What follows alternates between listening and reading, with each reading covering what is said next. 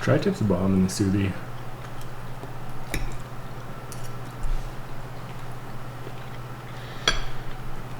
How much was this cut of meat? What do you pay for that? It's the other half of that package, so. I mean, I like for all of this plus what's over there, $15. It's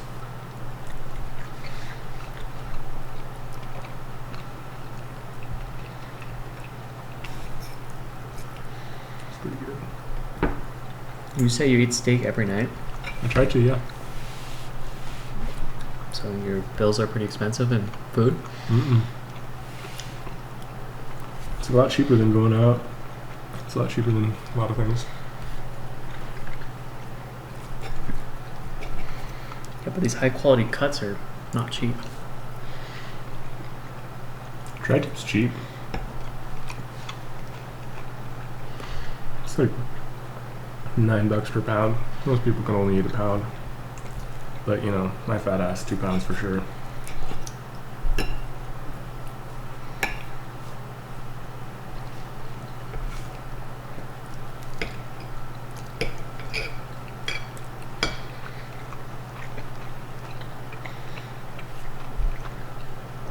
If I want to be cheap, I just go like ground beef. That's why you It's easy. I'm gonna grab the salt real quick.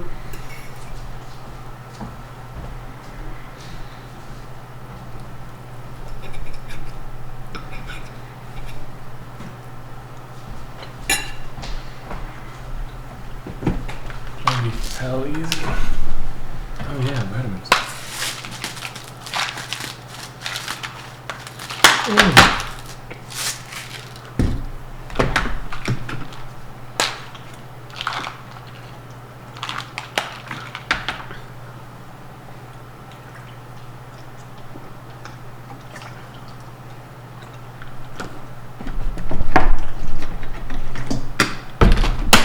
oh horse pills.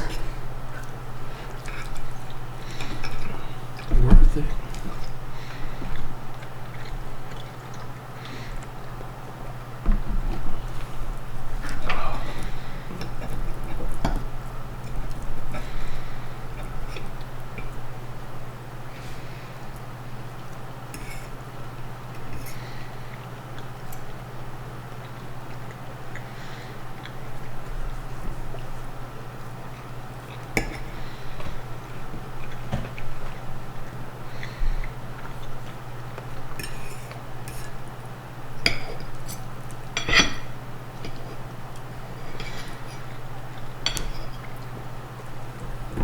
Honestly though, I think this last week I've been making the best fucking gains of my life, even though I've only been here like 4 days.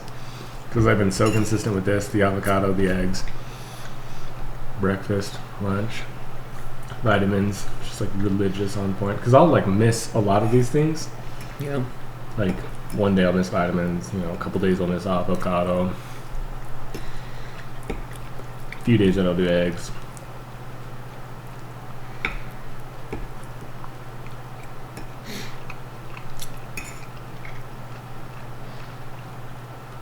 But to be doing this every day, hell yeah.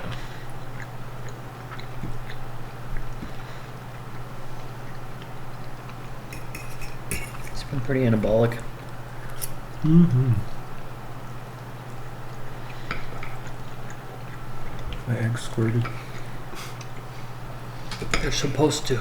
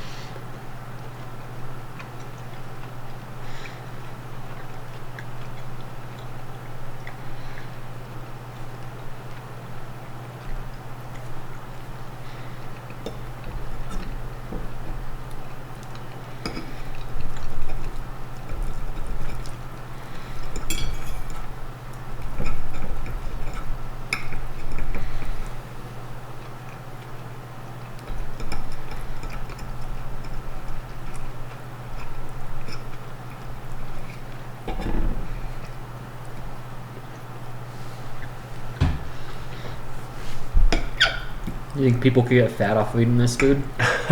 No, it's not enough carbs. So you think carbs determines fat? Well,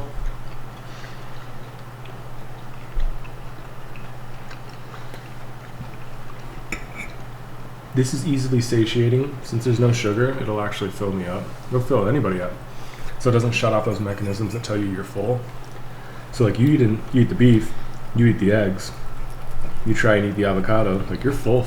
And you're like, it's not that much. You add a bunch of extra carbs, like it's a different story, but Well, I think that's the biggest misconception about carbs is people say carbs and they think I think like breads and pastas. breads and pastas. Yeah. As in vegetables are going to do the same thing as all of this is going to fill you. Mm-hmm.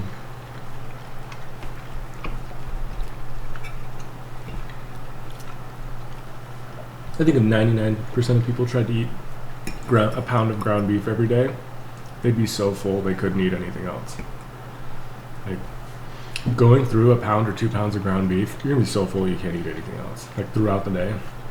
Granted, for a lot of people that they don't know how to season it or add flavor, so they end up eating other shit like sugar and whatnot. Yeah. If you stay true to it, I think it's almost impossible to gain weight unless you're like working out a lot.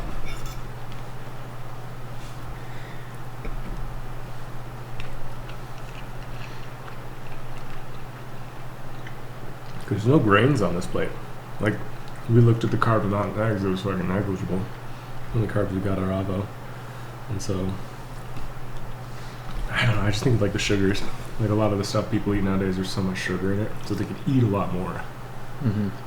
Like you have a soda with this, game over. We'll be eating so much more. Well, I think a soda side of this is we're going to add those calories of the soda, but I think this food would still fill us. Yeah.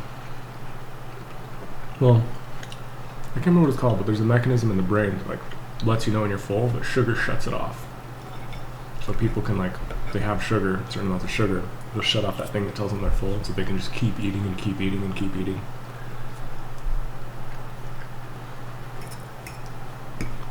Because I'm like a firm believer of like the 80-20 rule. Like have a 80% clean diet, and then 20% you could have a kind of like playroom. Mm-hmm.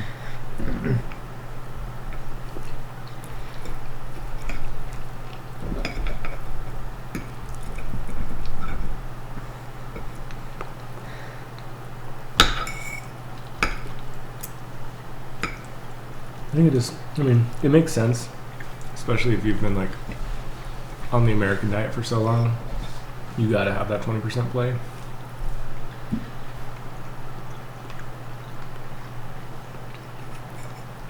I feel like we've been really good this last week, and it's been easy with our meals. Like most of our sugars are fruit. I don't count fruit as sugar. It's negligible, but I'm just saying, like, we haven't gone out and gotten like ice cream or anything like that. Yeah. We've been pretty good. But even in a diet as good as ours, you gotta think we're still consuming sugar and stuff. I mean, the protein powder we drink, some little things. Sugar's added to so much foods, seasonings you just put on a steak. It's everywhere. You can't avoid it. You can't be like 100% clean. It's almost impossible unless you like completely go off grid and don't season your meats or something, you know. But I don't think we eat enough sugar to actually shut off those mechanisms. Oh yeah, the amount of sugar we still. Like how much, do you think we're under 36 grams a day with what we do? With like the sandwiches? I would say yeah. We're definitely in the good amount. But all I'm saying is we're not 100%. No. And it's just stating how hard it is to get to 100%.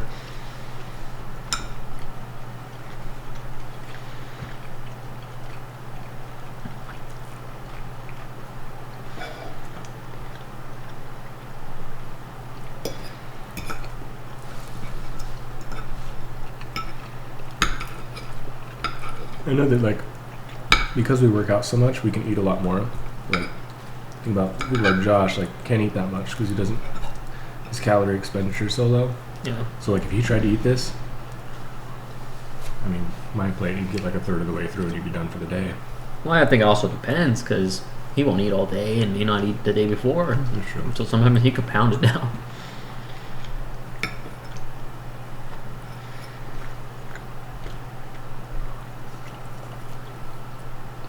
Because it's interesting that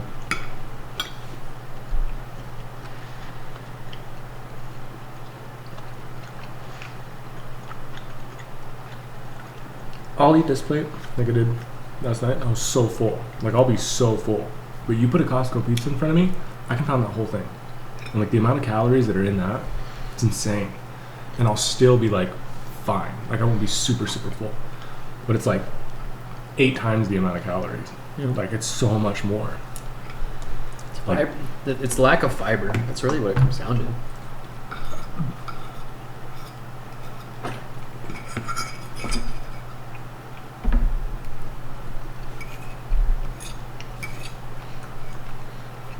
And it's hard to explain it to people because people don't understand it, but just the transportation of all the nutrients. It's like, yeah, when you eat that fast food, whatever nutrients are in there, you don't have the fiber to transport that throughout your body. So it goes into your body and it just sucks it right up. It goes right into your fat storage. And your body is then nutrient deficient and still hungry.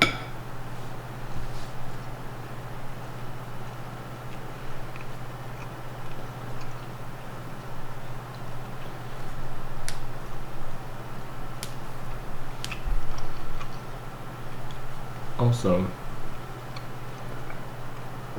the gluten in pizza will slow down your digestion. Like, slow down your ability to digest properly. And so that's why, like, a lot of people who are overweight or like obese, like, they won't shit for like 2 days. Gosh. It's crazy. Like,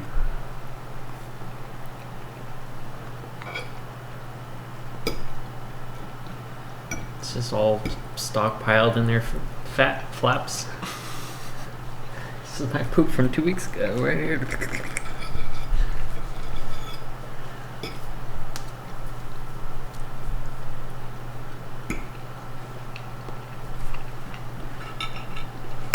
Oh, I'm gonna get some grapes.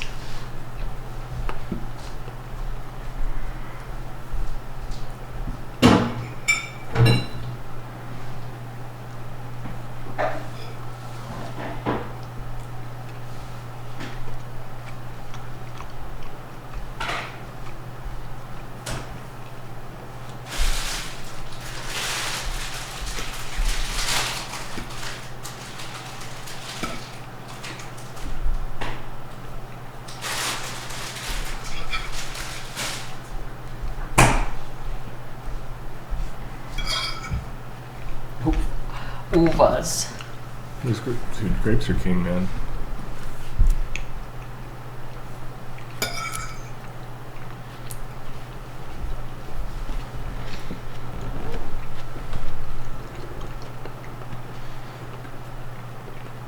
That bugs the crap out of me, the argument that this sugar is no different than the sugar in a cookie. I've heard that from It's all that guy. sugar. It's bullshit. I hate it. It's bullshit. This sugar will make you lose weight. It'll speed up your metabolism. What I tell people, anything you can find in its natural source, aka this grape, you can eat as much as you want of it, and you won't gain weight. Because it will tell you when you're full. Your body will sense it because this is how it's made. This is our genetics and evolution literally has made it so we should know when we're full. But people will still say, a sugar is a sugar. A lot of the nutrients in fruit will help you burn fat. Like apples, the pectin in apples will just destroy fat on the body. Like, and a lot of them are negligible just because the calories it takes to burn it. Like, the fruit ends up being a negative calorie. Like, it's kind of crazy. Same with a lot of vegetables. Like cucumbers, they're negative calories. There's nothing in them. And your body spends more energy trying to process it than when it gets out of it.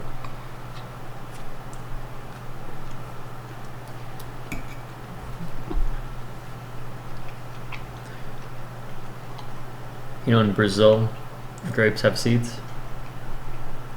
We genetically modified them to get their seeds out of them. Mm-hmm.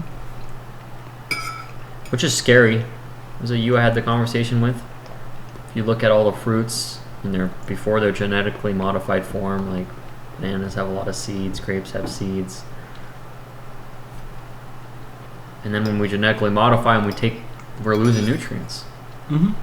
We're making them perfect visually, but inside they're lacking what they had before we played God. Mm-hmm. Humans aren't that good at playing God. We're pretty rough at it. We're horrible. AI will fix that. It'll be our next God. See, dude, I'm already like fighting to push this down. Really? How much more are you eating than me? I mean, I've got a whole other half of an avocado, and then I always add probably 30% more meat on my plate.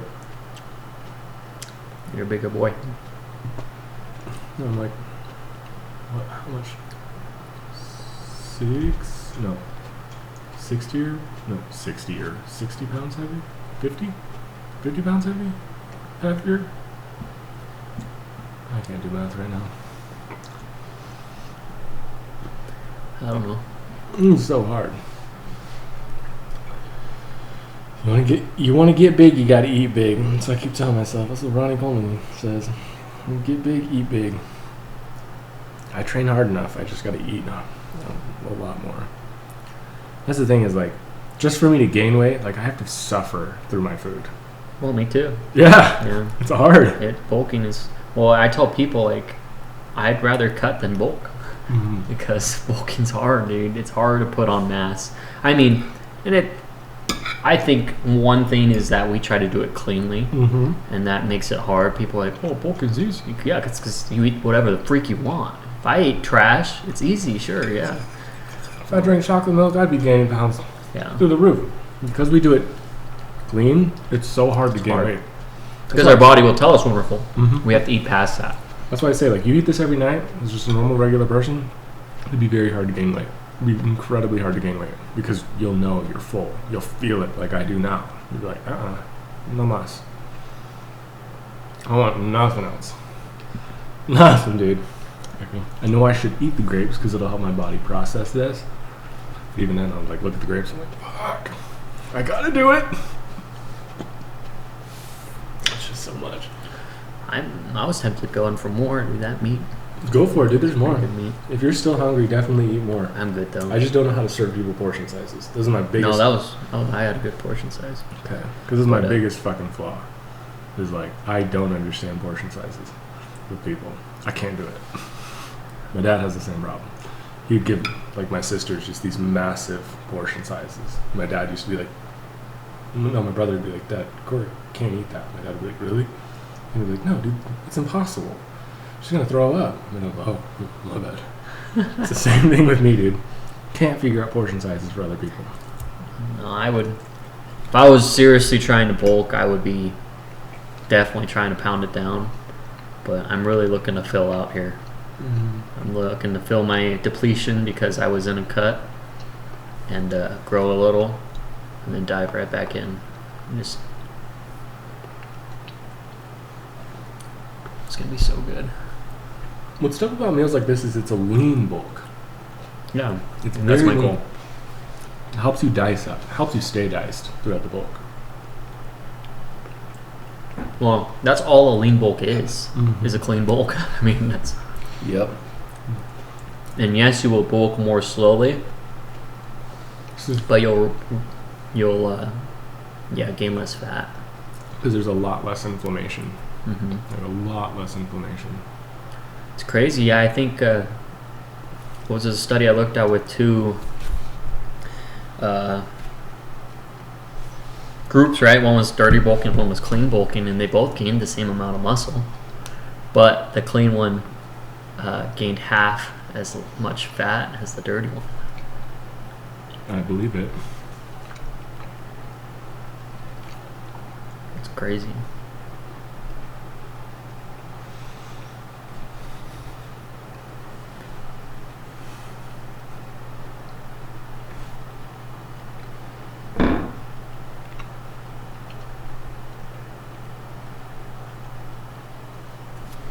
You pounding it down there?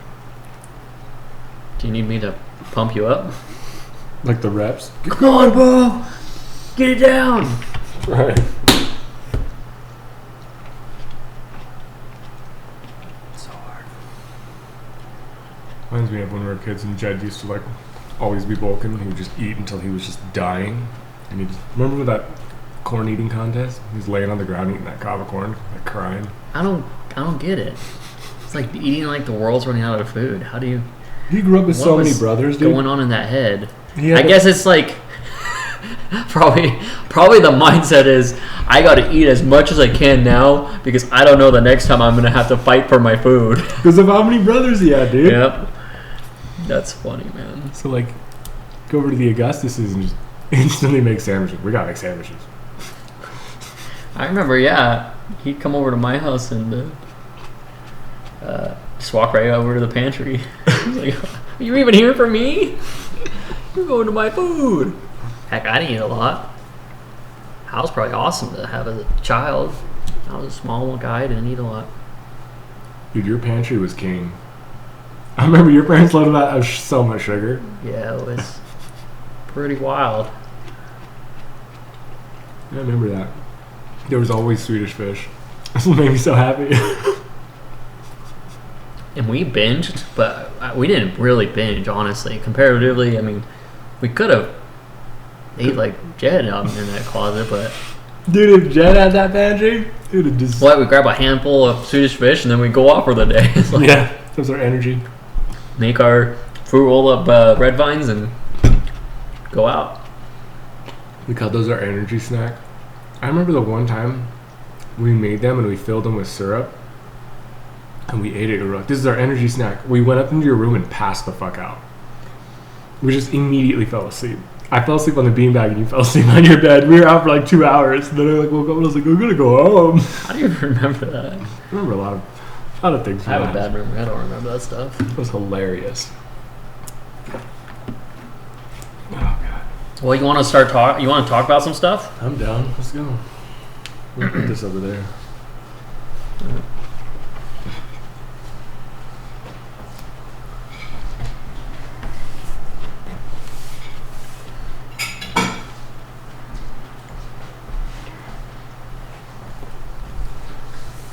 Alright, hit me.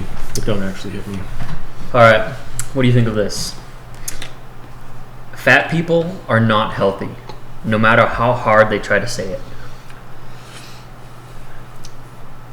Yeah, I agree with it. Depending on...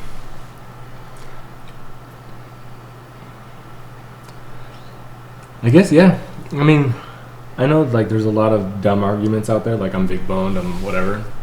But if you're morbidly obese, if you're falling into that 42% like 42% of like obese people, you're not healthy. Like there's no argument to that. Like you're not. Like you can be working on getting healthy, you can be actively trying to get healthy, but you're not healthy. Like I don't agree that you're healthy at all.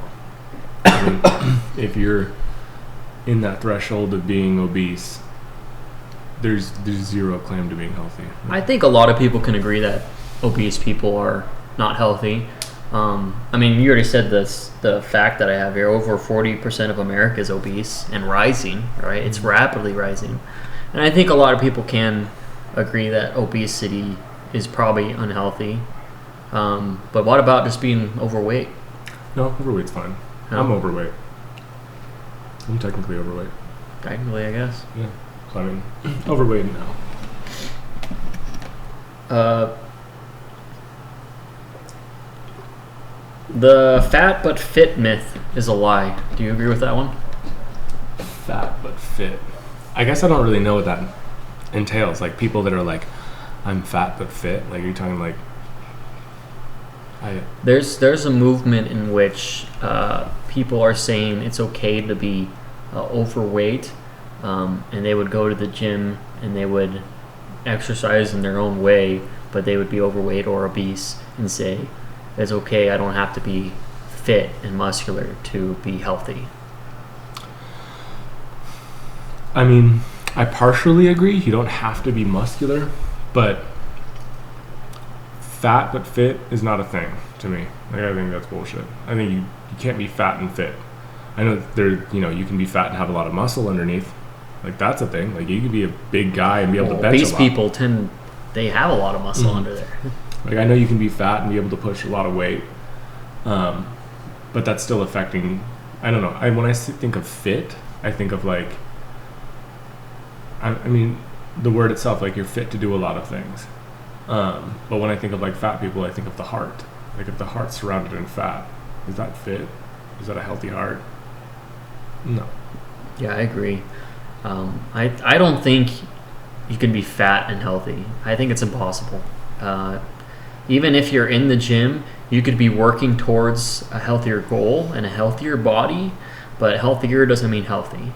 And so I see some videos where people are overweight and oftentimes obese, and they're in the gym and they're doing some exercise, which is awesome, but they're saying, look, I'm healthy. I don't need to be muscular or slim, when really that's just a flat out lie. Longevity and health, through several thousand studies, has shown that a low body fat does have a higher health benefit to you. Mm-hmm. And increases your lifespan. Yeah, it increases your lifespan. Like, one of the two major indicators of longevity is a high muscle mass and a low body fat. Mm-hmm. And so you can't, even if you have a high muscle mass but you have a high body fat, I don't think you could say you're healthy. Mm-hmm. I think, yeah, there's obviously big boned and non-big boned people, but there's a range of a healthy body fat. Like, for a male, I would say between 10 and 20 is probably a healthy body fat percentage. Probably even more and more range than that. But I think, yeah, if you're in the 30% body fat, I don't think you could say you're healthy. I think over 20 is dangerous. Yeah. I think over 20 is like pushing it. I think that's where you're.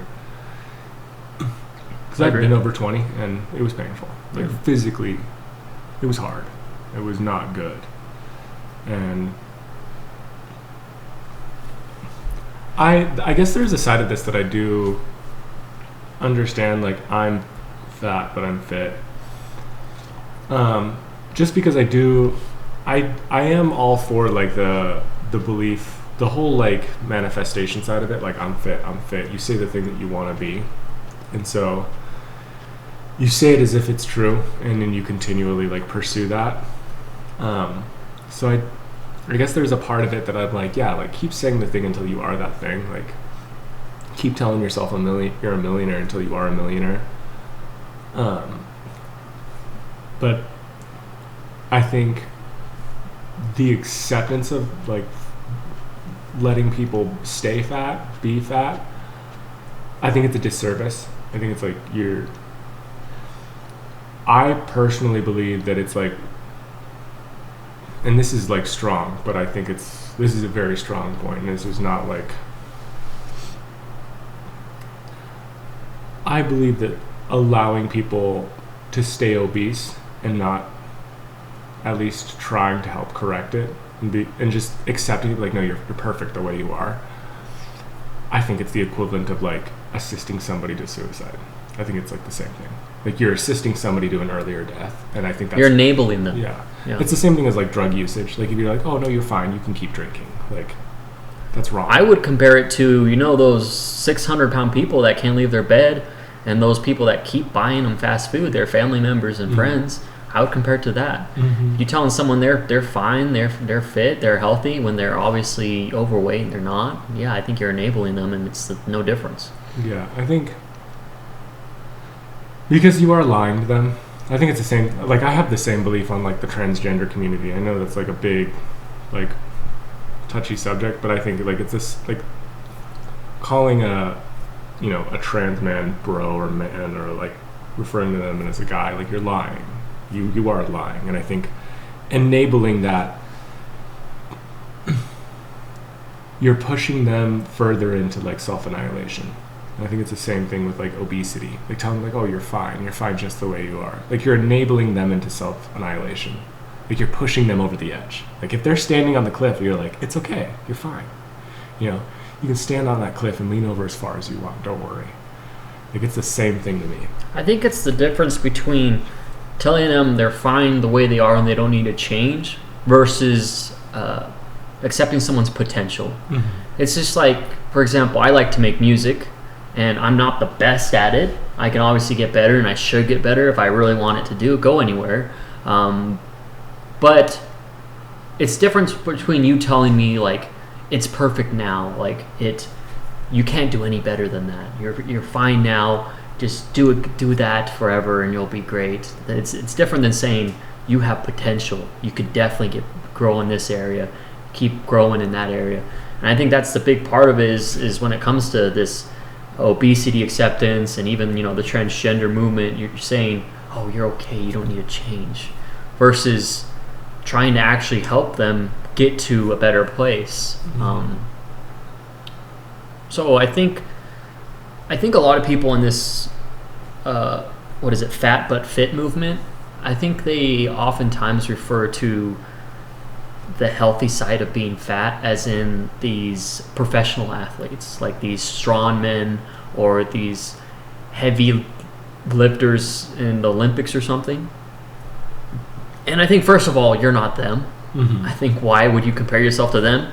Oh, like, I'm fat, he's fat, I must be healthy. I think that's just a stupid argument. Mm-hmm. But second of all are they healthy, those Olympic athletes? Just because they could lift a heavy weight doesn't mean they're healthy. Mm-hmm. Like, they could train and they could be healthier, and I'm sure they are, but if they have a higher body fat percentage, I mean, that's just pure facts that they're less healthy than those with a lesser body fat. Mm-hmm. And I think even a lot of them, like Eddie Hall, like he admits that a lot of his diet, I mean, prior to a lot of his like Olympic, world record lifts, he's like, a lot of the, things that he grew up eating or things that he has eaten are not healthy. He's constantly striving to improve that.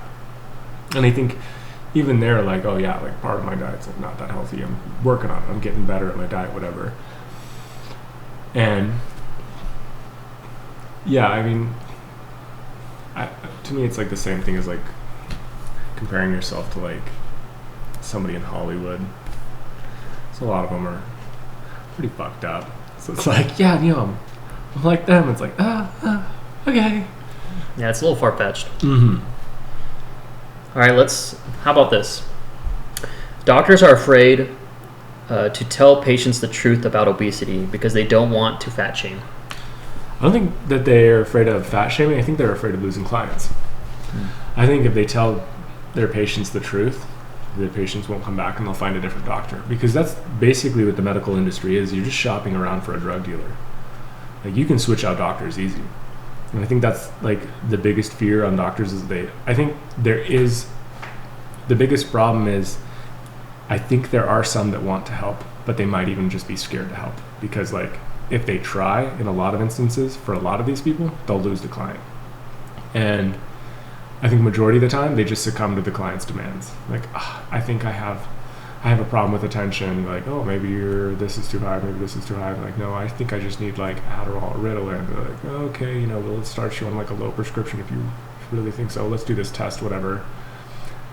But it's so easy to get those prescriptions. Like when I was 19, I wanted to get one, and I literally just went in and was like, I can't focus on anything. And they're like, okay, take this test. They had me fill out this paper. I filled it out, and they gave me the prescription. Like, it was ridiculous. Like, I didn't have to do anything. I didn't even fully fill it out. I was just like, I'm pretty sure if I have, ADHD, I don't have to fill this out. Because, somebody with ADHD wouldn't fully fill this out. So that's what I did. And I gave it back, and they were like, oh, okay, yeah, so here's your prescription. They didn't even look at it, though. That's the thing. And I was like, wild. Okay, well, that was easy. I definitely think there's two sides of it, like you're saying, is one side of it is someone goes into the doctor, and the doctor's like, oh, okay, here's meds to fix your problem, and they'll immediately push those meds for who knows what reason. I mean, They may assume that that's what they want, or the pharmaceutical company could be telling them to give those meds. I think secondly, you could get I think there's the patient side of it, and where they go in, and the doctor can even ask them, "What do you want me to do?" And that patient's like, "I want this fixed now. I want this fixed now. Like, give me my medications now." And a lot of times, I think just the mentality behind health is go in, get fixed, leave, and it's just instantly give you that pill. I think from a lot of things I've seen, especially growing up with people around me who were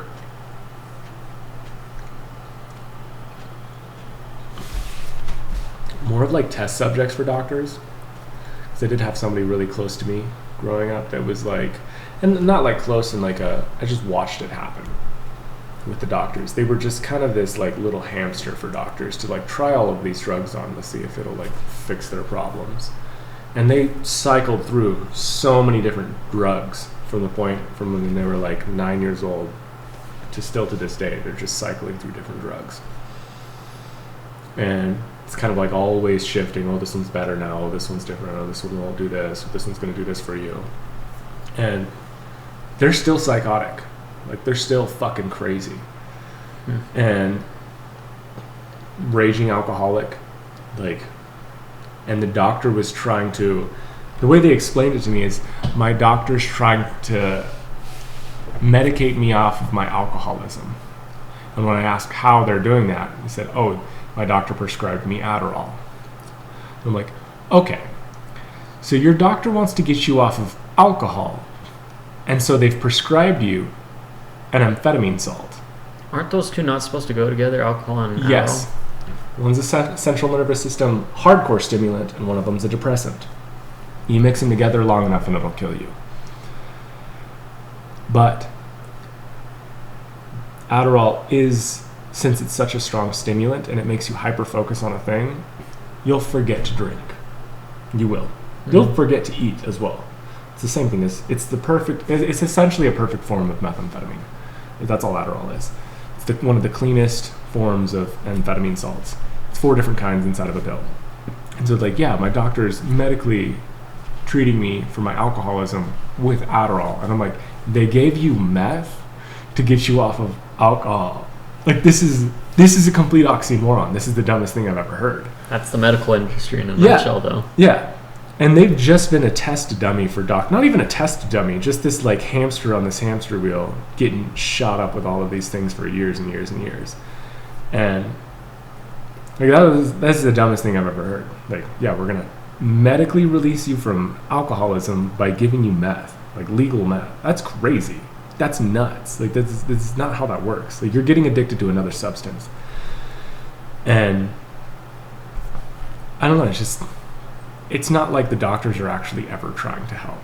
Like, they're kind of trying to help, but I mean, we've already talked about it before. Like, they only receive 25 hours of like nutritional studies in their like medical schooling. That's not enough to help somebody. It's not enough to get somebody out of alcoholism. Like, everything else in medical school is to teach them how to have knee-jerk reactions to prescribe medications for symptoms. That's it. That's the majority of their medical schooling. They're taught to have knee-jerk reactions to know the medication to treat the symptom. They're taught this way through medical school. And every doctor will agree with me on this. Every single one of them. Because it's the doctors who have told me this. Like, plenty of doctors were taught to have knee-jerk reaction to give the proper drug for the symptom. They're just taught about drugs. Yes, a lot of them are surgeons, stuff like that. But the majority of it is just drug usage. How can we properly drug you? And so I think it's because I think what it comes down to is a lot of these mental issues or health problems that people have tend to be the lack of control in their lives. Is, this happened to them, whether it was trauma or depression, and these things seem to pile up, and this person tends to want to medicate, which is kind of interesting because I think controlling your life, I think, gives you and it cures a lot of things in terms of depression and anxiety and a lot of other things. But when you get on that medication, you're actually doing the opposite than taking control of your life. You're depending upon now another thing. And so when doctors oftentimes give these medications, they're not really helping you. They're actually doing the opposite. They're actually hurting you, because now you're relying upon this. You have less control of your life, and these chemicals, your brain may never be the same because of these chemicals you're introducing to yourself. And when you actually want to take control of your life, and now will be more difficult because of these changes you're making, and sometimes permanent changes that you're making. So I thought that was because doctors are supposed to help you, and a lot of people trust the healthcare system, but when they go to it, little do they realize oftentimes it's hurting them more than it's helping them. Mm-hmm. Well, it's funny you say, like, take control of their lives. If you listen to all of the advertisements for, like, antidepressants, what do they always say? Like, take back control of your life with Abilify, whatever it is. It's always take back control of your life with, like, this crutch, this drug. And it's always giving them the thought that they need that thing to gain that control back, that, like, control over their depression or anxiety. And so they truly believe, like, everybody that are on these things, they truly believe that they're gaining back control of their life, because that's what they've been programmed to think through every advertisement that they've seen in a football, like any sort, like, all you watch, I mean, the Super Bowl, I say 80 to 90% of the advertisements you see are drug commercials. Like, they're all drugs. And this is something that I watched during the last one. I was like, this is crazy. So much drugs. Like, that's all they push during the football season is, you know, sponsored by Pfizer, and this drug, sponsored by Moderna, this drug. Mm. And they're just brainwashed into believing that it's going to help them take control of their life. And it's never the case, because you talk to any of these people on these medications and they're like, yeah, this drug's, like, it's helping me so much in this way, but I still feel so out of control, and, like, we're going to try some new medications, whatever. And it's I mean, I would argue that it's better to go have a different drug dealer, like an actual, like, drug dealer on the street, because they're not going to cycle through other things. They're just going to give you one thing. And I'm not saying that's a good thing. I'm not saying to go do that. I'm saying that, like, you get less drugs. Like, you get cycled through so many less drugs. And it's crazy because, like, they're both bad. Like, they're both terrible. Like, the drug dealer on the street and the drug dealer in a white coat that's legal and supported by the government, like, they're both fucking terrible. But you'll be pushed through a lot more substances by a doctor than you will by the guy in the hoodie. Well, it makes you wonder, like, who's to blame here? Because the problem is society is basically brainwashed into now believing that the answer to their medical problems is a doctor who supplies you with the medication, and instead of pursuing these natural remedies. So yeah, like, I don't want to dive into, like, who's behind it all and who's to blame, but basically I feel bad for society because I mean, even me, before I dove into nutrition and everything, I mean, I shared my experience a little bit ago of my last time I went to a doctor, and they don't know, they don't help you. And I know there's some out there that do, but for the most part, they don't have your best interest at heart. And it's so sad to see, because as a patient, I want to go in, I want to get help, I want to get fixed, but they're not doing that for you.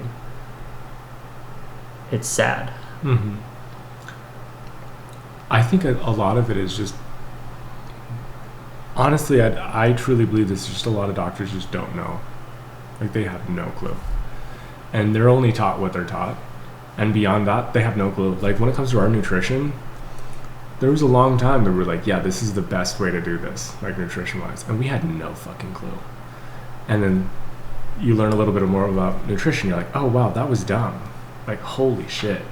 Ignorance is bliss, though, right? Like, so you're like, yeah, like, this is the right way to do this. I should be eating like this. Like, this dirty bulk is right. You know, this is how you get big. Well, that makes me wonder. I mean, the doctors aren't guilty in this. They're doing what they were trained to do by, you know, where they were told to go to school. And so you can't blame the doctors. They're doing what they were trained to do. Mm-hmm. And so, I don't want to blame throw, but I want to get to the root cause of this, where it's just a money grab. Mm-hmm. It's people want money, and they found out drugs are a good way to get money because people want that instant fix of their problems. And so it really comes down to the pharmaceutical companies, the doctors not to blame, the consumers not to blame. It's the people selling the medications. Well, there's so much money to be made on medications. Like, there's so much money to be made on medications. Like, it's more than $1 trillion industry. And the fact that they fund all of the medical schools, like, they fund all of it. They fund the majority of hospitals going up. Like, you want an investor to put up a hospital, like, the best thing you can do is go hit up these drug companies. And that's the thing, is like, they're the biggest supporter of the system, of how it operates. And so, yeah, I mean, you're right. Like, a lot of these doctors, maybe they want to have your best interest in mind, but they're completely ignorant.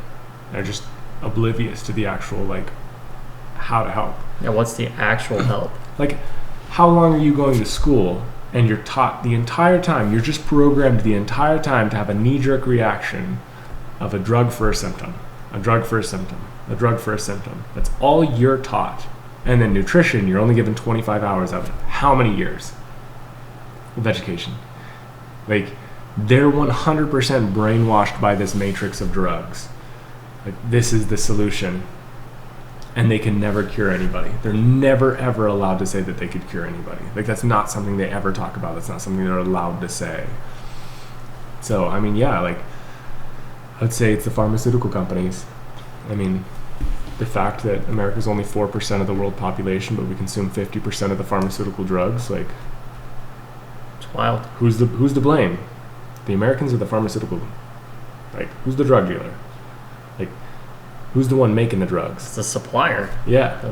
Who's the one pushing it all? Dealers are the doctors. The supplier is the pharmaceutical companies. Mm-hmm.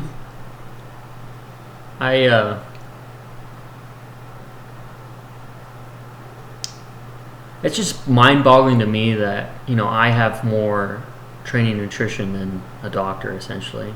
Mm-hmm.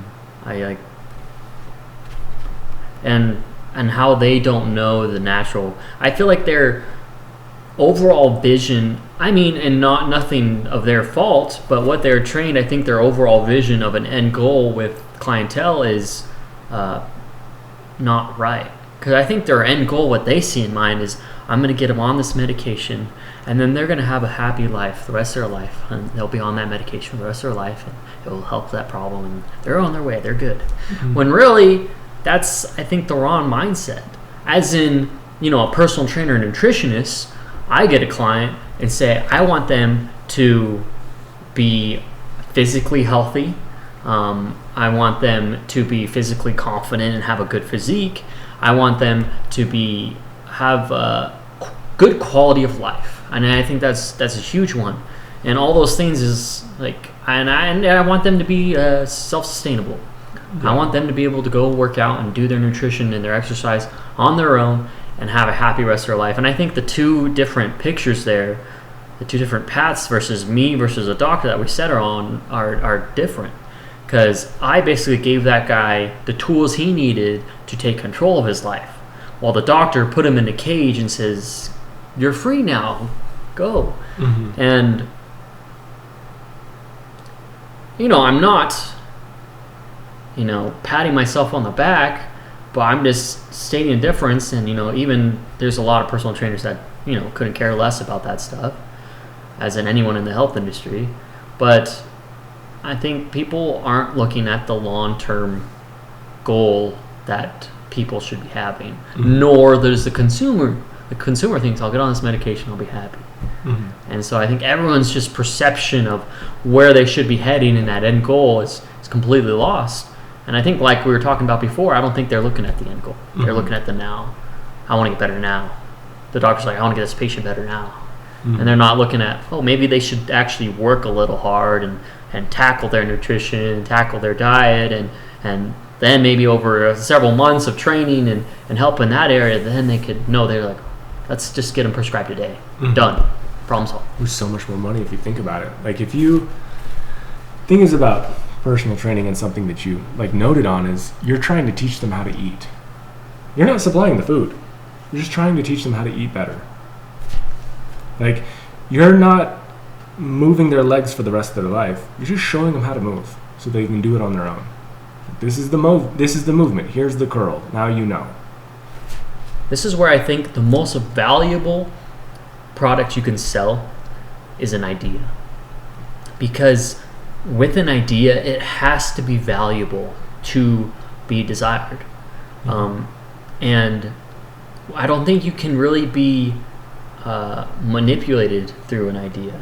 Like, tell me an idea that people might sell to me that would give me less control of my life. I mean, there is an argument that ideas can cripple nations. Like there is that argument. But I get what you're saying. That because how you actually change somebody, like permanently, is you inspire them. Like you can't force somebody into change. You can't like drug them up into change. Like actual true change that lasts a lifetime is inspiration. It comes from inspiration. It comes from you seeing something that you're like, I like that thing. That's amazing. I want to do that thing. And it's like your 90-year-old client. You talk about all the time, like he loves these movements. He loves that he's like getting strong. He's able to do all of these things. These are things that he's going to keep using on his own too. Like I have no doubt that he's at home, like doing some of the workouts that you teach him all of the time. And even probably looking at the drugs he's using and being like, yo, he's right. My doctor never gave a shit. And the idea that you're selling is you can choose your own health. You don't have to have a doctor dictate it through these drugs. Like, it's up to you. You can do it yourself. Mm-hmm. And though you make less money than a doctor, you have 10 times the impact. And I think that that's worth more. And I think it pays more in the long run. I think it pays more on the back end, in a way. I think these pharmaceutical companies and these doctors, I mean, as dark as it is, I think they, like I say, you pay for every choice you make. You pay for all of it. And you having that kind of impact on a man like that, most likely extending his life by many years. Whereas the doctor's shortening it, like taking life. He's genuinely taking life. Though some doctors don't know. Like some of them are like genuinely trying to stop the ship from rocking so much. That's what they're trying to do with drugs.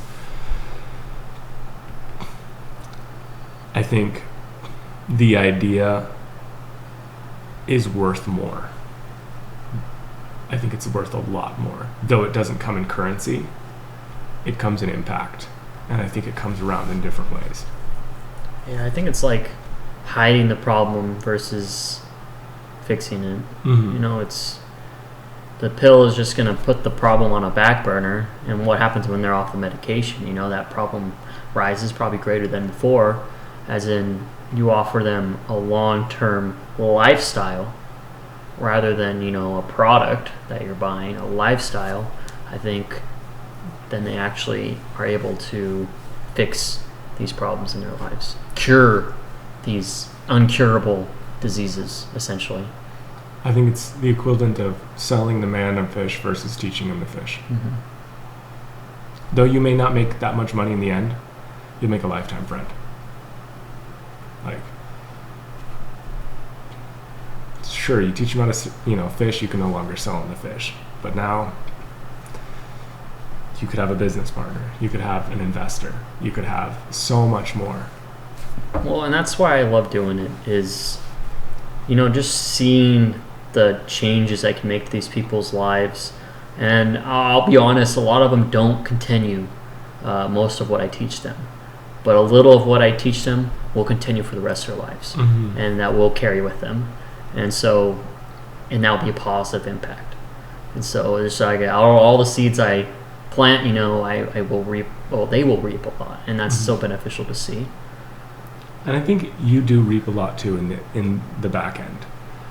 I think it's not in the way that we think.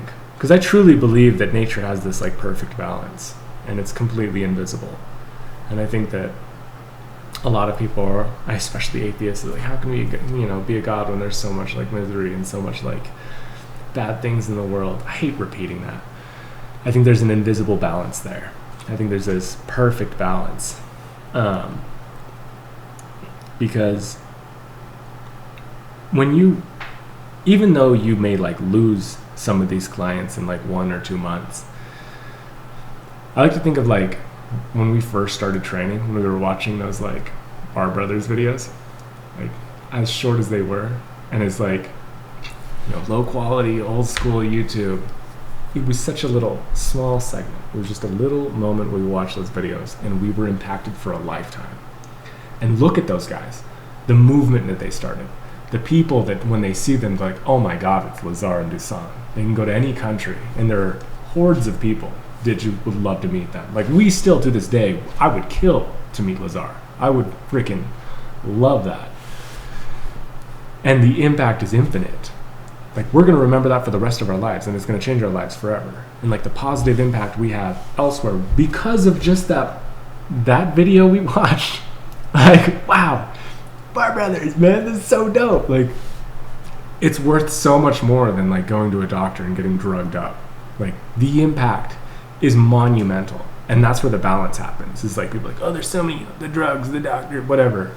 It's like, yo, but this guy on YouTube changed my life when I was 13, and I'm not on any drugs. I mean, that's so true. I think we underestimate the long-term effects that we have on people's lives. Yeah, I mean, that's a great example. I mean, just some video we watched back in the day inspired us to get into fitness. Mm-hmm. And yeah, just not only we got into fitness, but now we are talking to others about fitness and sharing our ideas of fitness. It's just a huge train, like a tree that's just constantly spreading. So I mean, I wish all the doctors would think about that. Mm-hmm. What's the long-term impact you're having on your patients? I would just love to see a doctor, and you come down and you sit down and you say, I have depression, and the doctor say, you know what, my employer and my employer's employer, they would want me to prescribe you this pill. But honestly, I want you to try this. I want you to try and go to the gym. I want you to try and get some more sunlight and get some more water, more sleep, and maybe dial in your nutrition a little bit, and then come back to me in a month after doing all those things and let me know how you feel. Like I feel like hearing that from a doctor, you are planting seeds that will last a long time. Mm-hmm. That medication ain't going to do that for you. It's that actually caring. Say, I know these things ain't going to be easy. I know this pill would probably make you feel a little bit better right now, but I believe these things that I'm telling you, and I'm telling you should do right now, they're going to have a long-term effect and could possibly have lasting effects and control that you can have over your life. Mm-hmm. I think that's what doctors should be doing, in my opinion. I completely agree. And I think it's fascinating to see how much a little motivational video will change the trajectory of like two guys forever. I mean, the amount of people we've lifted with, like that's an actual physical experience, okay? Like that's different than just watching a little motivational video on YouTube when you're 13. Like to actually bring somebody like, hey, come to the gym with me. How many people have we done that to? I can't count. Like I can try, but I'll sit here for hours and hours and hours trying to think of all the people over the last 15 years that I got to go to the gym. Like, and even people that I only worked out with for maybe 1 session, maybe 2 sessions. Maybe I saw them at the gym and there was some new guy and I was like, hey, like, what's your goal? Like, let me help you out real quick. And I like showed him something and I never saw them again. Well, I think that it goes far beyond like anything we can comprehend. Is the people that see you in the gym, they see the people that see you in great shape, or they see you do a certain exercise that could potentially fix their back pain or shoulder pain that they've always had, and just every view of every video we've ever posted, that could be a potential person who's like, wow, this video actually changed my life. And they may not even realize, and they may just scroll on to the next video, but then they think about it and you're like, man, that video changed my life. Mm-hmm. And so I think we severely underestimate the impact that we have. And that's for anyone, and I think that's for anything. Mm-hmm. Positively, negatively, I think people underestimate the impact that they have on everyone that sees them, hears them, or watches a video about that has them in it. Mm-hmm. I think it supplies its own fuel source too, in a way. I think that we never when we watched that video, I don't think we even pressed like or commented on the video, right? We never subscribed or anything. No. So they never got a statistic from us other than maybe one view. One view. Yeah. Maybe a few, maybe 3. And we watched it a few times. Yeah, watched a few. Yeah. What was that? But what was that? That's the thing is, as a person who makes videos, you know what 3 views means to you? Nothing. You don't think anything about that. Yeah. But you don't know what lives are changing. Which makes me think, that video that we have that blew up, 160,000 views. Imagine saying that in front of 160,000 people in a room. Well, that's what people fail. I mean, social media has just screwed up our perception of Reality. our reach and what's happening. Yeah, but you take one video. I mean, even just a video with 100 people. Mm-hmm. You just talk to an auditorium full of 100 people. That's a lot of people. That's a lot of people. So when you have a video of 1,000 people, you just talk to a full stadium of 1,000 people. Mm-hmm. That message, whatever you had there, and so now you got to think about it. Is what am I spreading? Mm-hmm. And is that good? Is that going to benefit them? Are you a doctor giving a pill that's going to 1,000 people, mm-hmm. and then those 1,000 people are going to talk to 1,000 people about their experiences, and you could have just started a downward deal or upward deal. Are you growing or are you not? It's fascinating to think about because prescribing a drug, most of these people that go to the doctor to get on a drug, they're like, I heard this will help me. My friend is on this. My friend is Xanax, whatever. Sure. Does this, and they say it helps, and doctor's like, oh yeah, it does help with that. Well, okay, can I try that? It's all right, we'll start you on a low dose, whatever. And it's it's that word of mouth, same kind of thing. Whether they saw it on a commercial or their friend told about it, whatever. And it's this constant spreading of just being drugged up versus it's just fascinating because the dichotomy of this good versus evil of the doctors and the drugs versus the fitness enthusiasts and the nutritionists. It's all happening at the same time, and the doctors are so front running. They're so you all know them. You everybody's got a doctor. Everybody's got their legal drug dealer in the white coat. And on the other side of the spectrum, you've got the nutritionists, the fitness gurus, the all of these biohackers, people just really trying to improve their health. And I think the impact is just as big on both sides. I think it's an equal weight on both sides. Sure. And it's kind of cool because I know that to me it comes back around to how can there be a God when there's so much bad in the world? And I think that's the balance that you don't see. Is you see people the drug industry is so fucked up, and it's well, the nutritionist industry is pretty cool, and they're pretty big, and they're spreading like wildfire across all social media platforms. Everybody has a voice now, and it's kind of cool to see that balance. Is in the front runner seat of doctor drug usage, that's more of I don't know, it's a completely different viewing platform than a lot of what you see on social media. Because a lot of what you see on this social media, granted, a lot of the biohacking and stuff you see is kind of stupid, so some of you are I would never in a million years, but it's a lot of it. There's a fuck ton on social media. There's so much of this health, nutrition, information trying to be exchanged and spread around, and I think it's just as big as the medical industry, but there's not the same amount of money.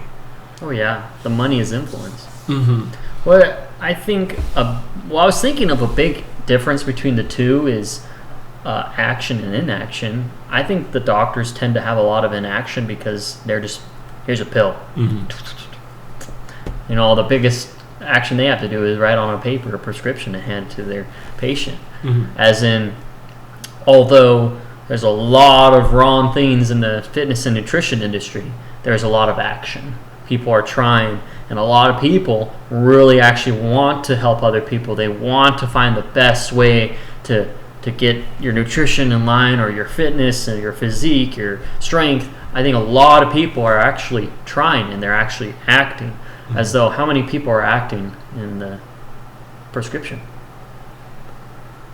I think we have to, now that talking about this, I think we have to give the fitness industry the benefit of the doubt, because they're technically winning still, because obesity is only at 42%. Yeah, but it's rising. It is rising. We're almost losing.